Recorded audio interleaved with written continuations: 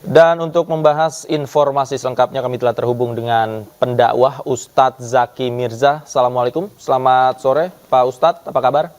Ya, Waalaikumsalam warahmatullahi wabarakatuh. Selamat sore. Sehat abangku, alhamdulillah baik. Sehat, alhamdulillah. Terima kasih Ustadz. Ustadz, sebenarnya dalam perspektif Islam itu seperti apa memposisikan sumpah pocong ini? Baik, bismillahirrahmanirrahim. Alhamdulillah, salatu wassalamu ala rasulillah, amma ba'd. Berbicara tentang sumpah pocong, ini adalah bagian dari tradisi adat istiadat yang tidak lepas dari nilai-nilai klinik, nilai-nilai mistik ya. Tapi yang perlu kita pahami bersama bahwa kultur masyarakat Indonesia ini memadukan antara nilai-nilai budaya dengan agama. Nah, itulah kenapa nilai-nilai agama Islam bisa diterima di Indonesia, terutama di tanah Jawa, karena memang nilai-nilai Islam bahkan oleh para pendakwahnya, terutama para wali songo, dibawa dengan sangat bijak sehingga nilai-nilai agama bisa mengakomodir nilai-nilai budaya. Atau ini biasa kita sebut dengan akulturasi antara nilai budaya dengan agama. Yang perlu jadi catatan bersama bahwa dalam agama kita secara konteks agama bersumpah yang paling tinggi itu adalah mubahalah ya. Dimana biasanya untuk urusan-urusan yang tidak bisa dibuktikan secara logis, dibuktikan secara konkret, atau tidak ada bukti-bukti yang otentik, maka berlakulah sumpah mubahalah, dimana di situ ada saksi dan langsung Allah Subhanahu wa Ta'ala yang menjadi saksi kan gitu.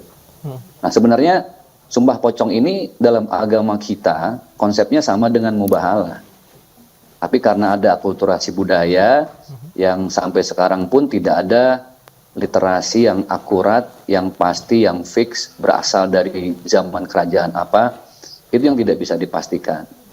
Tapi yang pasti pada akhirnya yang melakukan sumpah pocong ini rata-rata memang orang Muslim, karena memang pocong itu adalah bagian dari ritual ketika ada jenazah yang ingin disemayamkan kan gitu. Pertama yang harus kita lihat dari sisi agama, dari kacamata niat.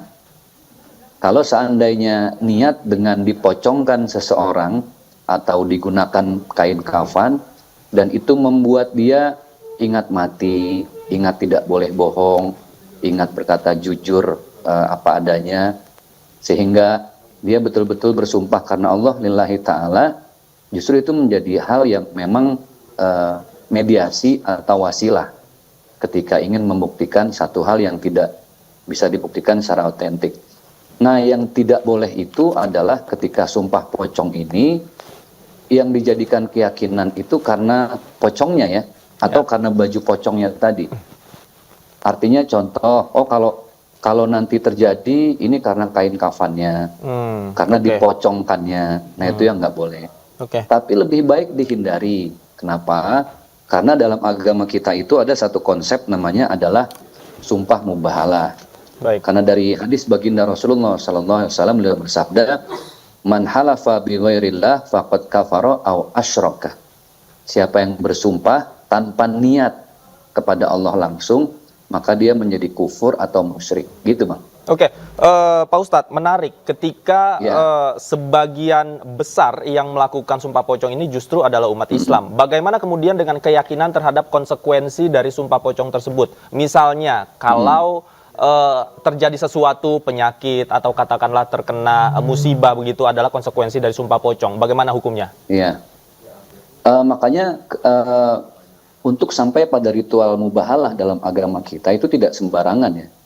Ada syarat-syarat yang harus dipenuhi, misalnya ada Al-Quran di situ. Karena kalau sudah bersumpah atas Al-Quran, maka tidak ada lagi sumpah yang paling tinggi.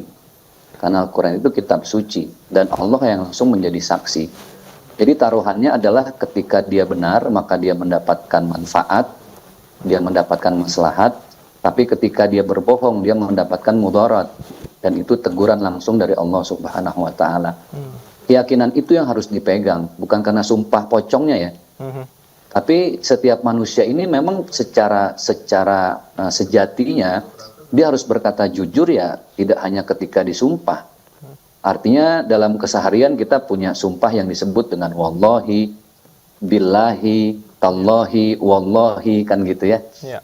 Itu sumpah-sumpah yang sebenarnya secara lisan tidak bisa disembarangkan tuh. Jangankan ketika bersumpah, ketika mengucapkan insya Allah yang artinya Allah berkehendak, kita harus mantap bahwa ada nilai kepasrahan yang cukup tinggi kita sandarkan hanya kepada Allah.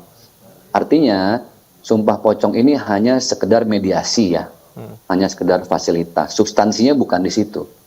Substansinya adalah dengan dia dipakaikan seperti pocong, ada keterpanggilan untuk jujur. Ya kalau saya mati tidak dalam keadaan jujur suatu saat ya bagaimana gitu. Itu nilai-nilai psikologis yang harus ada ketika terjadi ritual sumpah pocong. Jangan sampai nanti lebih kepada syiriknya, lebih percaya kepada kain kafannya, kepada pocong-pocongannya, tapi tidak meyakinkan bahwa segala sesuatu pada akhirnya Allah yang mentakdirkan. Gitu Bang. Oke, artinya sebenarnya dalam perspektif Islam pun mubahalah ini bisa ya, yang penting Bisa. ada rukun-rukunnya yang memang syarat-syarat Iya. yang harus Betul. dilakukan oleh yang Betul. bersumpah ini. Nah, mengapa kemudian umat Islam khususnya di Indonesia ini tidak mempraktekkan mubahalah daripada sumpah pocong, padahal ya Iya. dalam rukunnya memang ini yang sesuai syariat. Baik. Pertama, mubahalah ini tentunya belum banyak difahami oleh masyarakat Indonesia ya. Terutama kita yang ada di tanah Jawa. Orang itu lebih melirik pada hal-hal yang bersifat budaya, tradisi, dan lain sebagainya. Dan dari sisi ketertarikan masyarakat, ini hal yang sangat-sangat menarik. Saya rasa untuk tayangan Sumpah Pocong sekarang juga ratingnya cukup tinggi ya.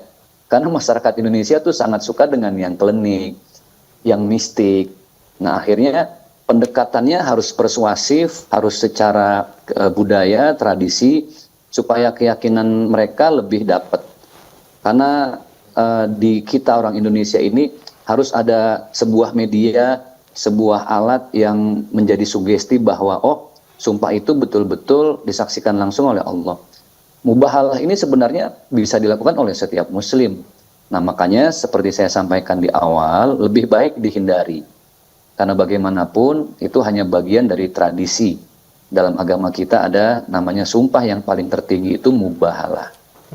Tapi tidak berarti yang sumpah pocong itu langsung kufur dan musyrik, tidak, semua kembali kepada niat. Innamal a'malu binniyat wa innamal likulli imri'in ma nawa. Tinggal lurusin niatnya aja. Jangan sampai ketika terjadi sesuatu lebih percaya kepada sumpah pocongnya daripada kekuatan Allahnya. Inna syirka la zulmun azim. Jangan sampai justru sumpah pocong ini menggiring keyakinan jadi bergeser, lebih percaya pada kliniknya daripada kekuatan Allahnya. Gitu Bang. Oke. Itu yang paling penting diketahui oleh masyarakat Indonesia, khususnya umat Islam. Terima kasih Ustadz Zaki sudah meluangkan waktu bersama kami di Ainus Sore. Selamat sore. Assalamualaikum. Sehat selalu Ustadz. Waalaikumsalam warahmatullahi wabarakatuh.